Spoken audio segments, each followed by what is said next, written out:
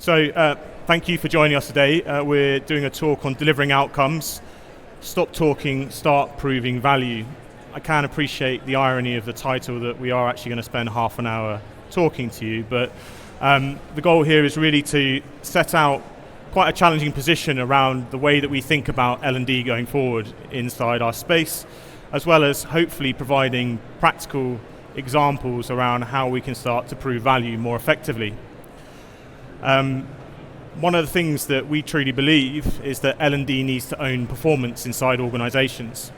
We often see activity as inputs.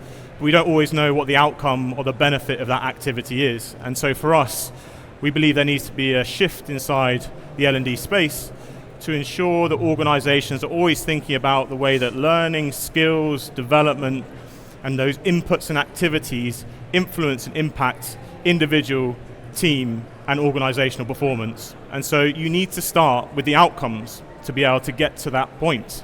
And so throughout our sessions today, we're hoping we're going to dig into some of the ideas that we're actively putting into place with customers and how we can support in your thinking today. So who are we? I'll let Phil introduce himself, the more important one of the two of us. So my name's Phil Lord David. I'm Senior Product Manager at Kallidus. But I've been in L&D and EdTech for the last 17 years, so I'm ex-in-house before all of my sins going into the world of product. And that was basically because I had enough of L&D having to suffer with the bad technology that we have to work with. So I transitioned into EdTech technology specifically to solve these sort of problems about linking business outcomes to performance and learning activities. So Harry? And I'm Harry Chapman-Walker. Just to say, one of our hiring policies is not to pick people with double-barreled names. It just happens to be an accident that's happened. I'm the CEO of Kallidus. I've been in the space for about 13 years now. Look, my passion is absolutely about how can we improve the value of L&D and how can we support organizations in doing that. And I think that the key is about understanding how we deliver outcomes. I truly believe that's the idea, and it takes a slightly different lens of strategic thinking, and you need access to the leadership team to be able to support with that, and I'm passionate about supporting L&D and getting there. So hopefully through today we're going to share a little bit about what that looks like. So why focus on outcomes? Well, I've just said it, one of my passions personally, and I think as an organization, is about elevating the position of L&D for good. How do we make sure that L&D has a seat at the table? One of the things that I feel very passionately about is that there needs to be a very tight relationship between the CEO and the learning department. And I'm lucky enough to have my head of L&D who sat there in the audience, where we have worked through this process ourselves. And one of the key things that I would say is starting with an idea of what are the things that matter. And if you have not got access to your executive to understand what's really strategically important, then you could be doing activity, you could be doing learning, training, skills development that has no purpose or point. And so for me, that's the critical part. And if you don't have an individual in the organization or a leadership team that want to engage with you on that, I feel like you're up against a difficult task. And the other key part for me would be get your piece of paper. If you've got an activity and you don't know what the outcome is that you're driving, you don't know why you're doing it, put a cross through it, stop it straight away. There's so many L&D departments that we work with that think that activity is the outcome. It's not the outcome. The outcome is ultimately changing something that's important to the organization, the people, the customers, and that's where you need to focus. You have a group of individuals that hopefully there's a level of respect, trust, and belief in terms of the direction that they're setting for your organization. They should be setting out what they're trying to deliver to create value for you as individuals inside the organization, the customers that you operate with. That could be people, organizations. But if we are able to align with what those individuals in the organization, you may call them the executive, directors, whoever it may be, and have a clear understanding of what they're trying to achieve, then we have the opportunity to elevate and unlock more value together in partnership. The other part, and this is probably the thing that hopefully we as a software provider can help with, but as an L&D function we need to start to think about, is that activity and completion metrics don't really tell a lot of the story. Sure, they are a measure, they're a data point, but actually what those executives in the organization that you want to work closely with really care about are things that are going to change the organization. And we have some key pillars that we think about that are typically lagging indicators, but then you'll have to put the leading metrics alongside those, and Phil's going to talk to you about that in a little bit. So, as I said, there are some key elements that those individuals in your organization are going to be passionate about changing. And we've had thousands and thousands of conversations with executive, L&D leaders, organizations globally, and they fit into 4 key pillars. They're risk, retention, productivity, and revenue. And so some of you may be sitting here being like, I work for a not-for-profit, I work for an organization that doesn't necessarily think about how revenue is impacted. When you look at it though, your organization may be looking for efficiency, and so a bottom line of a P&L for a finance department is equally as important. All of these metrics can align to these key pillars, and that's what we're seeing with the organizations that we work with, and we're going to share some examples on an ongoing basis. Why are these important? Well, they sit against a backdrop of some key global challenges that the leadership teams inside your organizations are going to be thinking about. As you can see, risk is getting more complex, and we know that in terms of the type of world that we're working in. We've got a huge productivity challenge around upskilling and reskilling, and actually I think the World Economic Forum have slightly understated the amount of upskilling and reskilling that we need to do by 2030. I think 1 billion people is probably underestimated. Development is the number one reason that people leave your organization, and it's typically because they don't see a path to the value that they're creating inside that organization. That costs a business a lot of money. The physical process of losing talented people that are going to other organizations. And I'm sure as you all look at the L&D surveys or surveys that are put out globally around the world, engagement is a perennial challenge. It's something that continually is in focus. That costs us a lot of money each year. So looking at this in the lens of the executive inside your organization and thinking about what they need to achieve is a critical path to driving L&D value. They're thinking about these large macroeconomic challenges and how they're going to be productive, capable, face forward in this new world that we're working in. And if you think about these 4 pillars as outcomes that you're driving towards and the key metrics that sit underneath them, I believe that's a good starting point. I'll hand over to Phil to talk about this in a little bit more detail. So we're really keen that we don't get stuck in this kind of lingo paradox that we often get into, where we're talking about certain trends and certain things like gamification, mobile learning, whatever it might be at the time, and that we don't get stuck on just saying we need to focus on performance and focus on outcomes. What does that actually mean? So for the remainder of the time, we're going to break this down into the sort of metrics that you could be thinking about that matter to the organization, and actually drill down into a couple of examples, real-world examples of how organizations took a business problem and how we broke that down into looking at key metrics, what metrics we used to measure success, and how that impacted their approach as well. So we're looking at the actual action that they took. In terms of those 4 pillars then, what does each metric or each pillar actually mean? When we're talking about productivity, we need to be thinking about these sorts of metrics. Time to performance, so the speed to competence of somebody. If somebody has taken 6 months versus 3 months, there's a cost efficiency there, an operational saving that can be made. Yes, your employee is still in the organisation, so it's a bit of an indicative cost that you're saving, but you're getting a speed to competence quicker. That matters to the organisation. By that, I don't mean just slice all of your training down and your onboarding can go from 6 weeks to 2 weeks, because that's going to potentially have a negative effect. You're also looking at kind of that performance data as well, the day-to-day KPIs of that role, and that's their performance metric. When it comes to retention, this is a bit more of an obvious one. We're talking about things like recruitment costs. How many people are you having to employ? The costs, particularly if you're using a third-party agent, because that's going to be costing you a lot of money to be doing those interviews and getting those people in, as well as training them up. We're also talking about costs of replacing those employees, and also about internal mobility rate. How is your business being impacted by the fact that you are losing that talent and that you can't internally hire? When it comes to revenue, we're talking about things like annual recurring revenue, which is the hard and fast metrics that really matter to an organisation. Are we making money and profitable? Unfortunately, the hard truth is that we are all here to serve the organisation and ultimately keep the business alive and make it money. But these are the sorts of things that we're talking about when it comes to revenue that matter to the organisation that we can influence. And the final one is risk. How do we make sure that we are compliant? We all have to do compliance. How do we make sure that there is a reduction in incident rates, that we're a compliant workforce?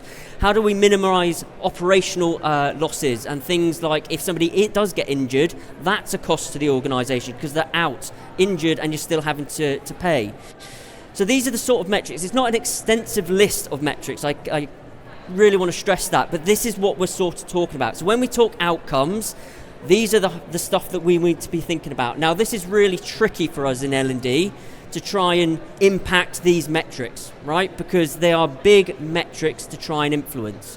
So let's try and break this down into smaller, more manageable examples in real-world scenarios. So let's look at customer number one. If it moves on.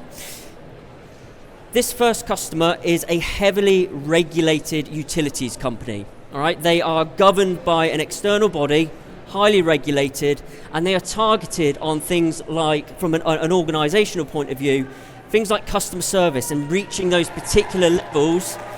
Getting a round of applause already. Things like environmental responsibility, operational costs, complaints, and actually providing a service as a utility provider. Now, where this falls down is basically for a number of things that they don't deliver on from a business point of view, there are then fines put in place which cost the business a lot of money. We're talking millions of pounds here. So what does that mean for L&D? We can't change all of that.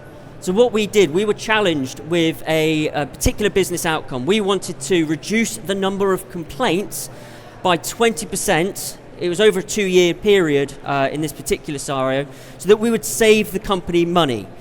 To put that into terms, every complaint that came in cost the company money. It was about £1.27, which doesn't sound like much, but when you scale that up to thousands of complaints, we're talking a lot of money that it was costing the organisation from these complaints coming in. Now, that's a big lagging metric. It's important here that we keep in mind lagging and leading metrics. Lagging being a metric that is going to take a long period of time to change. Just because we roll out some training doesn't mean that we're suddenly going to see a 20% of reduction in complaints in the next 2 weeks. That's going to change over the next 12 to 24 months. We can't afford to wait a year, 2 years to see if we've had the desired impact. So how do you break that down? Well, we start looking at things like leading metrics. And these are still metrics that can support and show success, that support the larger business outcome. So what did we do? Well, first of all, we looked at the number of complaints that were coming in. That's going to be an obvious metric that we can track month on month. Are there any particular trends or reductions that's showing that we're heading in the right direction? Another great metric that we reported on was operational savings. So, of course, for every complaint that comes in, somebody has to manage that particular complaint. So whether that takes 1 day, 2 days, 3 days, we were having a look at that and say, well, A, if we have less complaints, we're saving in people having to deal with that. There's a cost efficiency there. But also, can we reduce the volume, the length of time to reduce those complaints? We also looked at root cause. So this is still a big problem to try and solve. The easy solution here would go, oh, we've got a load of complaints. Let's put everybody through the training that they've already gone through. Let's put everybody through a 1-week crash course and making sure they're doing everything with the best practice. But no, what we decided to do was, we're a big fan of saying start small, start where it hurts, rather than trying to solve everything in one go. So we looked at root cause data. Is there a particular area, a particular department, a particular type of call that we could focus on that would help us reduce those complaints in the first place? And also we looked at trends. Is there any seasonal peaks? We need to make sure that our data is telling us the true story. So for example, we eliminated one time of the year from our data points, which was a peak season of complaints, because every year on the same month, a mass amount of bills would go out to customers. So we didn't want to be looking at that particular data point in the rise of complaints and then assume that that is our starting point. We needed to balance that out over the period of time, the 12 months, to make sure that we understand what the true level of complaints are month on month or season over season. What we found from that is, if we go back to how we then start solutionizing this in the L&D world, we were then able to focus, we found two things. Number one of the highest volume of complaints was from people just wanting to change their address. They found it really painful, it took a long period of time. In some cases, the system wouldn't even find their address that they were trying to change it to. Now, L&D can't solve that, okay? We found that. We were able to report that back. It was a process issue. It was the systems that we were using, not an L&D problem to solve. What we did find, though, that there was one particular call line that was increasing, or was the largest volume of complaints, which was people calling up, not understanding how their bill was calculated, or it was higher than expected. These were really highly emotional calls. If you imagine you get a bill dropped on through your letterbox or in your email these days, because we're all paperless, and it's higher than normal. Okay, we're talking like an extra £100-200. This was a big driver of the complaints, and what we found when we started digging into it more is people just didn't know how to have these conversations. People didn't know how to explain the bill and how it was calculated. If you don't know how it's calculated, you can't explain it to somebody. And that was driving a lot of complaints of people complaining about how high their bill was. So what did we do? Well, that's where we focused. And we identified that these were the core skills that were missing from the workforce that we wanted to focus on. And we focused on just the call centre, because that's where the biggest driver was of these particular complaints. We focused on these skills, and we rolled out some skills development on those, but we also introduced it to the onboarding process as well. So we recognised that these are core skills that people need from day one, so we also enhanced that there. Now, as you can see, that's how we start breaking down a big business outcome, a big problem to solve, into something more scalable and manageable that all scales right back up to say, here's what we did, we focused on these skills, we did this learning intervention, here's the impact we have, hey business, we've saved you money. Let's have a look at another example. In this scenario, we were working with a hospitality company. They have high turnover. They need to make sure that there was certain standards and, again, efficiencies and particular quality in all of the different locations of their company. Now, that's really tricky as a central L&D team to try and have consistency across multiple different regions and different departments and areas. But they also had a challenge around career progression. They were losing a lot of staff because people didn't see the opportunity to progress within the company. Again, let's break that down then. So what we focused on was, first of all, there's a really obvious business problem to solve, which is around retention of talent. So we were focused on reducing the recruitment cost by X amount. I'm not disclosing the amount because it's a specific scenario. We also wanted to increase the internal mobility and the internal hiring by, 10% within 2 years. We wanted to retain the talent as well. And the other outcome we looked at was, of course, ENPS. We were at -10, which is very bad for a company. We were basically losing staff left, right, and centre. We needed to improve that, which again leads back up into those metrics. Happier staff, more talented staff, they're going to stay, less recruitment costs. So let's look at the data that we looked at then. Again, leading versus lagging metrics. We're not going to see suddenly internal mobility change overnight, and we're not suddenly going to see recruitment costs go down. So first of all, these were some of the metrics that we were reporting back on, but other metrics that we started looking at were employee length of service. That was another good metric point that we were, again, over time going to be measuring. We also then started looking at attrition data. So again, this is a big problem to solve. It would be very easy for us to go, we've seen the word career mobility. Let's roll out and map all the skills for all the roles and tell everybody about what role they could potentially go to. That's a really easy solution that's going to take months and months, if not years, to try and roll out to your organisation. So we started small and scaled. We looked at the attrition data. Where is it hitting us the most? Well, we basically found that there was one particular department that had the highest turnover, so we started there. We focused on that department and what careers do they want to go into. So we also looked at what is the desired careers that people want to go into, and made sure that there were career paths and skills development to go into those high impact areas. There's no point focusing on rolling out skills development and career paths for this role over here if nobody's really interested in it, but 50% of your workforce are interested in going in this direction. I'm not saying that these guys aren't important, but here's where it's hitting you the most. So what did we do? Well, we started, like I said, where it hurts. We identified those roles and started focusing on those. But to scale this quickly, we leveraged AI, our AI functionality, in mapping the skills out really quickly to those roles. We truly believe that AI has the most impact, or a really high value impact, when it comes to managing and mapping out skills and skills development to people in your organization. By doing that, we were able to scale this really quickly. We rolled it out within a couple of weeks. But what we also did is we recognized the importance of the existing data that we had. We merged the two worlds together. So we knew some skills that were needed for these particular roles. That input came from managers, previous frameworks that had been built, and we merged those two worlds together. What was really interesting about this particular scenario is we didn't get it right first. Okay, we rolled this out. We rolled out a particular intervention and a couple of things and a couple of career paths, and it wasn't moving the dial on these metrics.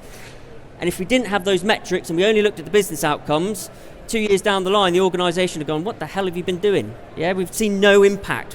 Where's the value in L&D? So we had to rethink this, and we had to go back and say, are we focusing on the right skills?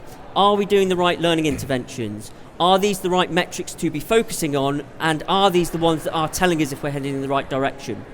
So we haven't finished, in this scenario, we haven't actually finished that story. We're going through that round 2 to re-evaluate this. But again, always keeping in mind that we're reporting back on those business metrics. Hopefully from those 2 scenarios, it's shown you how you can break down something very big and something very large into something smaller and more manageable.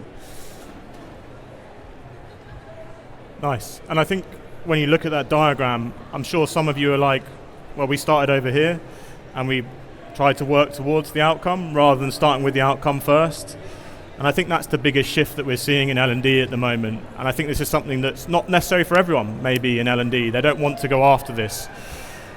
And I'd say the challenge is going to be that your executive aren't going to see the value in L&D going forward.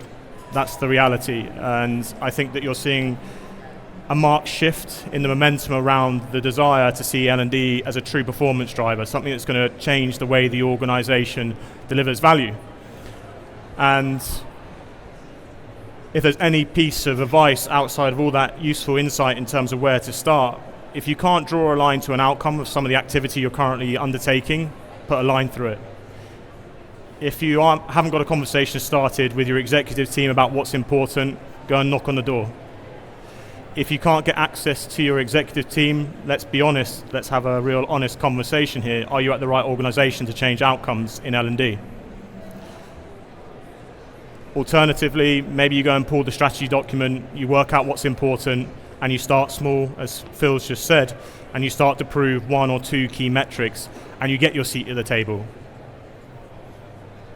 But outcomes is going to be where L&D lands, and if you aren't driving outcomes in the future, I truly think that it's going to be a challenging conversation between yourself and the executive. There are a number of organizations, be them non-profit, government, or for-profit organizations that are delivering measurable impact continuously, and they've set out in that framework that we've just shared, starting with the outcome and then building the activity that's going to change the metric.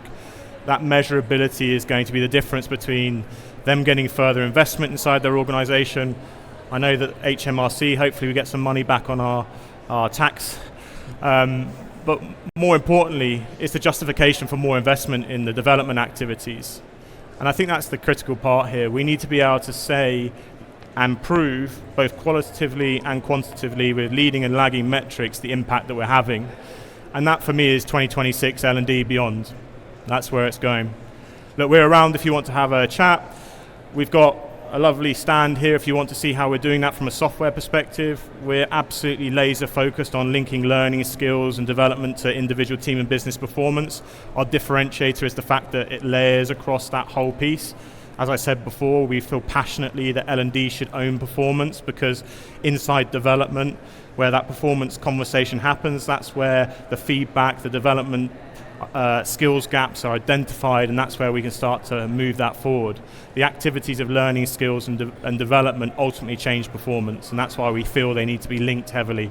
So if you want to have a chat about it, we welcome it, but hopefully we've maybe provoked some thoughts, given you some ideas, and wish you the best of luck in driving outcomes in 2026 and beyond.